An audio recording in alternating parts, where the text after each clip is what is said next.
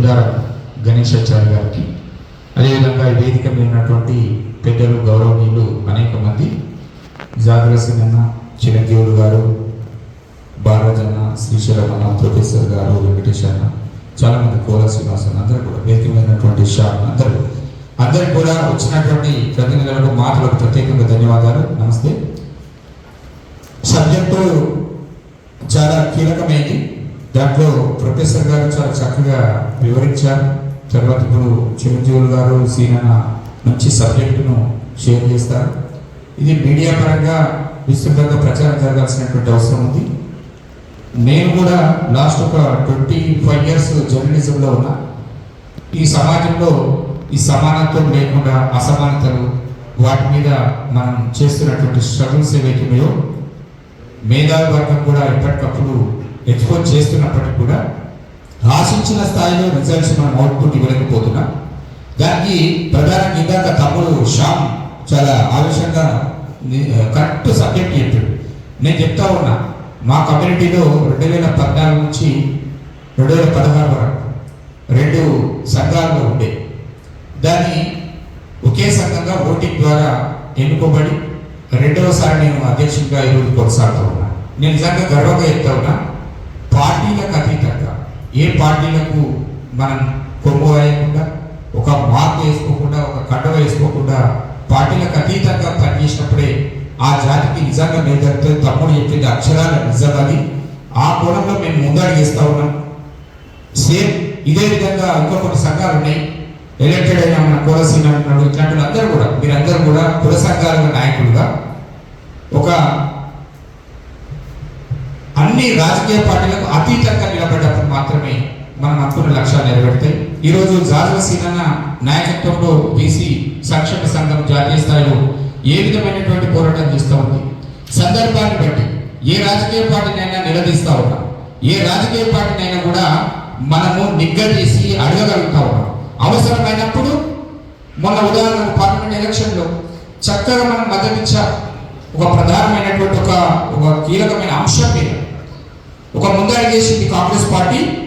ఈ జనగణన అనేది దాని ద్వారానే బీసీలకు రాజ్యాధికారం ఇచ్చేటువంటి అవకాశం ఉంటుంది, భవిష్యత్తు బాగుంటుందని చెప్పి ఒక లక్ష్యంతో ఆ రోజు మంచి సపోర్ట్ చేశాం.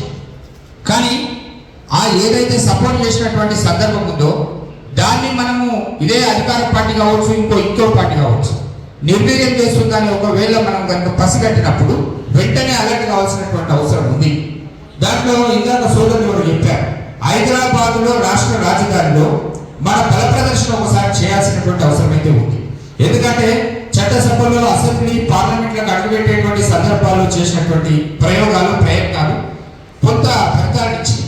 కానీ స్థానిక సంస్థల్లో ఇప్పుడు ఏదైతే మన ప్రధానమైన డిమాండ్ ఉందో, ఈ జనగణన పూర్తి చేసిన తర్వాత రిజర్వేషన్లు ఏదైతే వర్గీకరణ పర్ఫెక్ట్ చేసి చట్టబద్ధత చేసిన తర్వాతనే ఎలక్షన్లో పోవాలనేటువంటి ప్రధానమైన డిమాండ్ ఏదైతే ఉందో, దీన్ని వెంటనే మనము అలర్ట్గా ఈ ప్రభుత్వాన్ని కలగచ్చే విధంగా కానీ, ఈ ప్రభుత్వం రెస్పాన్సిబిలిటీ తీసుకునే విధంగా కానీ, ఒత్తిడి చేసే విధంగా ఒక వ్యూహం మన దగ్గర ఉండాలి. ప్రొఫెసర్ గారు చాలా చక్కగా చెప్పారు. ఎందుకంటే బడ్జెట్ అయిపోతుంది, మన జాతులు కూడా నష్టపోతాయి. కానీ ఆలస్యం చేయడం, కానీ ఆలస్యం చేయకుండా జనగణన ఎందుకు చేయదు ప్రభుత్వం అనే క్వశ్చన్ మార్క్ మన ముందర పెట్టుకొని దానికి అనుకూలంగా ఇందాక ఒకరు చెప్పారు. శ్రీనన్నకు నేను ఒక సూచన చేయదలుచుకున్నాను. నేను కూడా అన్న, మా కమ్యూనిటీ నుంచి మీకు 10,000 మంది కావాలా, 20,000 మంది కావాలా, 30,000 మంది కావాలా, జనగణన మీరు బల ప్రదర్శన చేయడానికి ర్యాలీ చేద్దామా, లేకపోతే రోడ్డు మొత్తం హైదరాబాద్ ఒకసారి స్తంభింపజేసి మన యొక్క శక్తి, మన యొక్క సంఘటితాన్ని ఈ ప్రభుత్వానికి తెలియజెప్పి మన యొక్క ప్రధానమైనటువంటి డిమాండ్ ఏదైతే ఉందో దీని మీద క్లారిటీ ఇవ్వాల్సిందే ముఖ్యమంత్రి గారి నుంచి మొదలుపెట్టి ప్రభుత్వం నుంచి అని చెప్పి ఒక ప్రధానమైన డిమాండ్ తోని మనం కనుక జిడ్డు కనుక ఊసకపోతే ఇది కూడా వెంటనే ఆలస్యం చేయకుండా మీరు 10 రోజులు చేస్తారా, 20 రోజులు చేస్తారా, ఈ బోర్డు అయిపోయిన వెంటనే రిజల్ట్ వచ్చిన వెంటనే ఈ యాక్షన్ ప్లాన్ ఉంటే బాగుంటుంది. దానికి శ్రీనాథ్ గారు ఏ యాక్షన్ ప్లాన్ తీసుకున్నా దానికి సంపూర్ణమైన మద్దతు తెలుపుతామని చెప్పి తెలియజేస్తూ, భవిష్యత్తులో ఏదైతే ఈ సంక్షేమ సంఘంలో ఉన్న నాయకులు కూడా నేను కూడా సూచన చేయదలుచుకున్నా, ఏ రాజకీయ పార్టీలో లేకుండా ఉన్న వాళ్ళు మాత్రమే శ్రీనన్న టీంలో ఉంటే బాగుంటుందనే విషయం కూడా నేను ఒక సూచన చేస్తా ఉన్నా. ఎవరేమనుకున్నా పర్వాలేదు, ఎందుకంటే నిలకడగా ఒక నిర్దిష్టమైనటువంటి నిర్ణయాలు తీసుకోవాల్సి వచ్చినప్పుడు పక్షపాతం కానీ ఒక విధానమైన పరమైనటువంటి నిర్ణయాన్ని వ్యతిరేకించే విధానం కాబట్టి ఈరోజు వ్యక్తిగతంగా ఎవరికి ఏమి ఇష్టం ఉన్నా లేకపోయింది, మనం సపోర్ట్ ఒక సందర్భంలో సీనియర్ ఒక నిర్ణయం తీసుకున్నప్పుడు మనమంతా నిలబడగలం.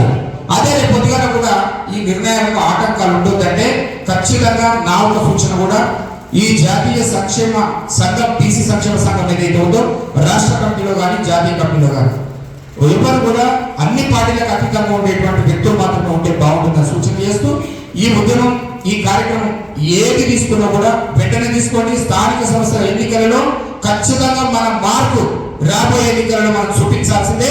దానికోసం అవసరమైన మేరకు మనమందరం కూడా కలిసి కట్టకుండా దానికి తెలంగాణ సగల సంఘం రాష్ట్ర కమిటీ తరఫున సంపూర్ణమైన మద్దతు తెలియజేస్తూ సెలవు తీసుకుంటున్నాను. Thank you.